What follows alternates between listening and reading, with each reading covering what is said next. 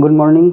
तो आज हम डिस्कस करेंगे यूनिट वेक्टर के बारे में। जैसा कि पिछले क्लास में हम लोग कुछ डिफाइंड वेक्टर्स के बारे में डिस्कशन किए थे और उसी डिफाइंड वेक्टर्स से एक निकल कर आता है यूनिट वेक्टर। हालांकि है तो यह बहुत सिंपल, एकदम छोटा सा टॉपिक है, एक लाइन का है, डिफाइन कर देंगे हो जाएगा। लेकिन बच्चों को यह समझ में नहीं आता है कि जो चीज़ जितना सिंपल होता है वह अक्सर उतना सिंपल होता नहीं है। आने वाले बड़े बड़े टॉपिक में यह बहुत ज़्यादा प्रॉब्लम क्रिएट करता है और बच्चे ये समझते हैं कि यह एकदम सिंपल सा चीज़ है और इसको इग्नोर करके निकल जाते हैं। तो ऐसी बात नहीं है। ये यूनिट वेक्टर जो है न्यूमेरिकल बनाने में जो है सबसे अहम योगदान देता है। तो इसको गौर से अच्छी तरह समझेंगे और एक एक चीज़ हम बारीकी से यहाँ पर डिस्कस करेंगे। तो पहले तो हम इसको डिफाइन कर देते हैं कि यूनिट वेक्टर है क्या। जैसे जीरो वेक्टर पिछले क्लास में डिस्कस किए थे। जीरो वेक्टर, दो वेक्टर हैविंग जीरो मैग्नीट्यूड, वो कहलाएगा जीरो वेक्टर। मतलब सिंपल भाषा में है कि जो जिस वेक्टर का मैग्नीट्यूड जीरो हो गया, शून्य हो गया, वो जीरो वेक्टर हो गया। और आज उसी तरह इसको हम डिफाइन करते हैं कि वो वेक्टर जिसका मैग्नीट्यूड यूनिट हो जाए, वन, उसको क्या कहेंगे? यूनिट वेक्टर कहेंगे। इसके पहले हम मैग्नीट्यूड ऑफ वेक्टर बताए थे। मैग्नीट्यूड का मतलब मॉडुलस। किसी भी चीज का हम मोड निकालते हैं तो उससे माइनस प्लस साइन हटकर वह केवल पॉजिटिव रह जाता है। तो आज हम इसको डिस्कस करेंगे कि यूनिट वेक्टर है क्या। तो इसको पहले डिफाइन कीजिए। The vector having unit magnitude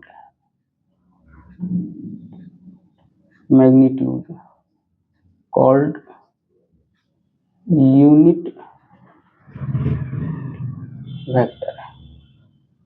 It is represented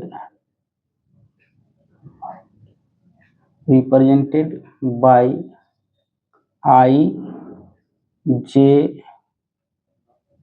K cap. ये इसको हम ऊपर जो ये एरो ऊपर की ओर जो दी गई है इसको हम लोग कैप पढ़ते हैं। आई कैप, जे कैप, के कैप। वेक्टर को एरो से और कैप रहे तो वह यूनिट वेक्टर कहलाएगा। वेक्टर टर्म है तो वह एरो से डिनोट होगा और यदि कैप उस पर दी गई है तो वह यूनिट वेक्टर है। तो अब अभी यहाँ पर हम ये डिफाइन कर दिए, एकदम सिंपल सा है। Unit vector equal to vector by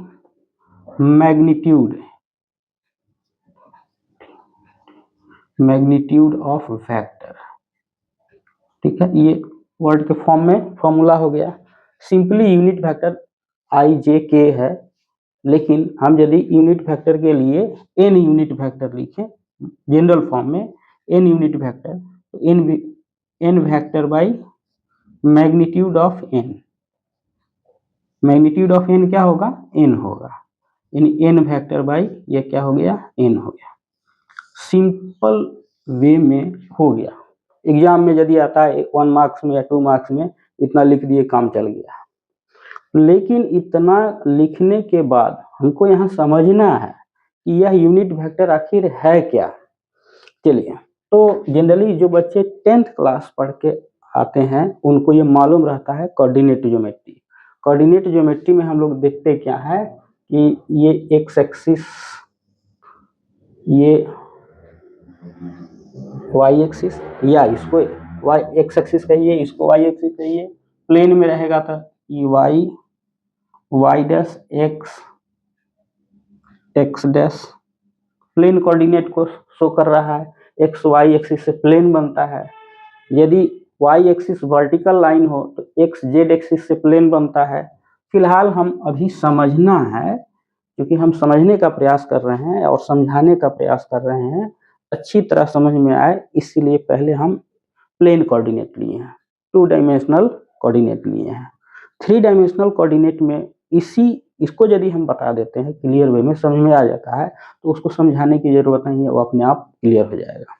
चलिए, तो इस चीज को, इस पर हम आते हैं। उसके पहले हम लोग कोऑर्डिनेट जो 10th क्लास में सीखते हैं उस पर हम डिस्कस करेंगे। कोऑर्डिनेट का कोई भी क्वेश्चन बनाना हो, लाइन ड्रॉ करना हो, ग्राफ ड्रॉ करना हो, तो हम लोग क्या करते हैं, यहाँ पर नंबरिंग करते हैं 1 2 3 4 5 ऐसे 1 2 3 4 5। वाई एक्सिस पर भी इस तरह से ड्रॉ करते हैं।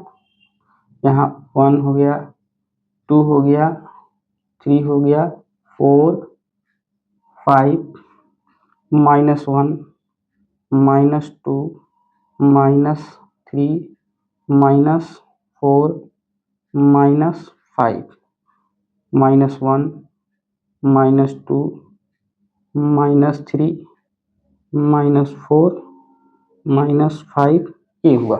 ये कोऑर्डिनेट हम जनरली ड्रॉ करते हैं। किसी लाइन की लंबाई यदि ओरिजिन से, यहाँ ओरिजिन से 2 तक है और इस पर लिखी गई है सेंटीमीटर, इस पर भी सेंटीमीटर दी गई है, तो यदि लाइन हम एक्स एक्सिस पर इस तरह से ड्रॉ करते हैं, इसका नाम दे दीजिए आर। आर इजकल टू कितना हो गया, इस पर सेंटीमीटर में 2 सेंटीमीटर हो गया। इस पॉइंट का कोऑर्डिनेट हो जाएगा 2 0। यदि ऐसे हम एक लाइन यहाँ ऐसे ड्रॉ करते हैं या और बड़ी लाइन कर देते हैं, इस लाइन का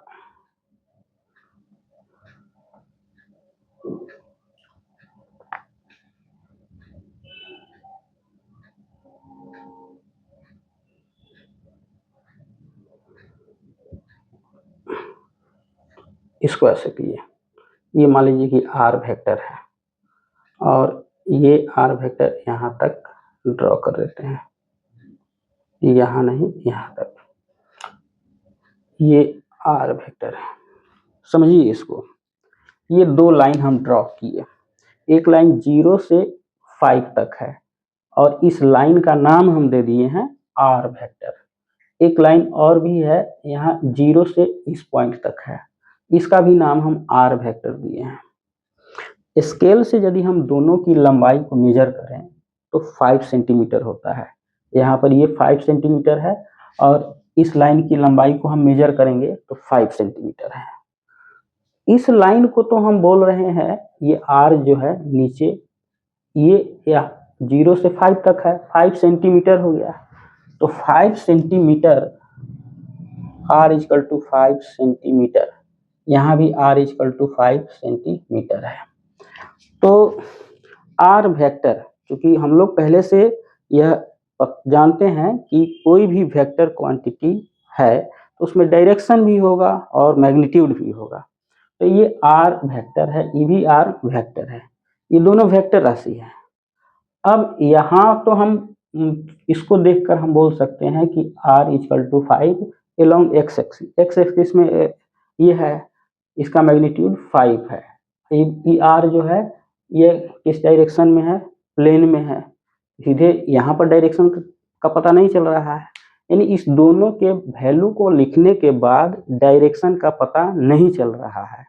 लेकिन इसी में यदि हम यहाँ I लिखें और यहाँ J लिखें, तो अब हम R को क्या लिखेंगे, R में एक यूनिट यानी 1I 2I 3I 4I 5I, 5 unit 5 time है, यानी I यूनिट का 5 टाइम R का वैल्यू है, तो R इजकल टू यहाँ पर 5I हो गया। यदि सेंटीमीटर और मीटर नहीं दी गई है तो हम सीधे इसको हम कितना लिखेंगे, 5I लिखेंगे। ये तो क्लियर हो गया कि R इजकल टू 5I, यानी ये लाइन जो है एक्स एक्सिस को रिप्रेजेंट कर रहा है, लेकिन यही R यहाँ पर ड्रॉ कर दिए और इसका स्केल से मेजरमेंट किया गया तो ये 5 सेंटीमीटर है, यानी इसी के मैग्नीट्यूड के बराबर है। तो अब इसका डायरेक्शन क्या हम लिखेंगे, तो ये पॉइंट कहाँ से आया, इस पॉइंट का कोऑर्डिनेट देखिए, तो हम ये यहाँ से 3 बढ़े और ऊपर की ओर कितना 4 के सामने आ गए, तो इसका कोऑर्डिनेट होगा 3 4। कोऑर्डिनेट ज्योमेट्री के अकॉर्डिंग इस पॉइंट का कोऑर्डिनेट कितना होगा, 3 4। लेकिन अब इसको वेक्टर फॉर्म में हम लिखेंगे तो यहाँ से यहाँ तक बढ़े 3, यानी 3I, इसको लिखेंगे 3I, और y डायरेक्शन में कितना ऊपर की ओर मूव किए 4, तो ये 4 जे हो गया। तो अब इसका यूनिट, इसका डायरेक्शन जो है आई और जे दोनों से रिप्रेजेंट हो रहा है, यानी ना तो ये एक्स एक्सिस पर है ना वाई एक्सिस पर, एक्स वाई प्लेन में है। ये क्लियर हुआ। इसी तरह कोई लाइन यहाँ दी गई है, ऐसे दी गई है, तो इस लाइन यहाँ इसका कोऑर्डिनेट ये भी 2 है और नीचे कितना है 4 के सामने है, तो +2 और 4 इस पॉइंट का कोऑर्डिनेट हुआ 2 4। लेकिन अब इसका नाम p वेक्टर यदि रख दें तो p बराबर हुआ 2i और -4j। तो इस डायरेक्शन में y एक्सिस को j यूनिट वेक्टर रिप्रेजेंट करता है, x एक्सिस को i यूनिट। ये i j k जो है i x एक्सिस को डिनोट करता है, j y एक्सिस को और k z एक्सिस को डिनोट करता है। फिलहाल यहाँ z एक्सिस नहीं है तो केवल i j का यूज होगा, ठीक है। तो अब हम यहाँ पर समझे कि r वेक्टर है जिसका मैग्नीट्यूड कितना है। यहाँ पर जो एग्जाम्पल में हम लिए हैं ये r vector equal to 5i है, तो ये r वेक्टर का मैग्नीट्यूड कितना है 5 है। ये r5 को क्या कहेंगे, magnitude of r vector. i क्या है, ये यूनिट वेक्टर हो गया, ठीक है। और ई r को क्या कहेंगे, ये वेक्टर हो गया, ठीक है। अब इस तीनों का, इसका और इसका रिलेशन यहाँ दिया गया है। यूनिट वेक्टर बराबर होता है वेक्टर और उसी वेक्टर का नीचे मैग्नीट्यूड। तो यहाँ से यदि हम i निकालते हैं, i क्या है, यूनिट वेक्टर i बराबर r वेक्टर बाई 5, ठीक है। तो ये चीज जो है इस फॉर्मूला को वेरीफाई कर रहा है, क्लियर। तो यही है यूनिट वेक्टर। केवल r equal to 5 metre, r equal to यहाँ भी 5 मीटर पहले दिए हुए थे, तो 5 मीटर कहने से डायरेक्शन का बोध नहीं हो रहा है। जब तक उसमें i j k लगा हुआ नहीं रहेगा तब तक वहाँ डायरेक्शन पता नहीं चलता है। तो ये आशा करते हैं ये यूनिट वेक्टर अच्छी तरह समझ में आ गया होगा। अब इसके बाद जो है पोजीशन और डिस्प्लेसमेंट वेक्टर भी है, कई टॉपिक और भी है 11th में, और धीरे धीरे आगे बढ़ेगा ये।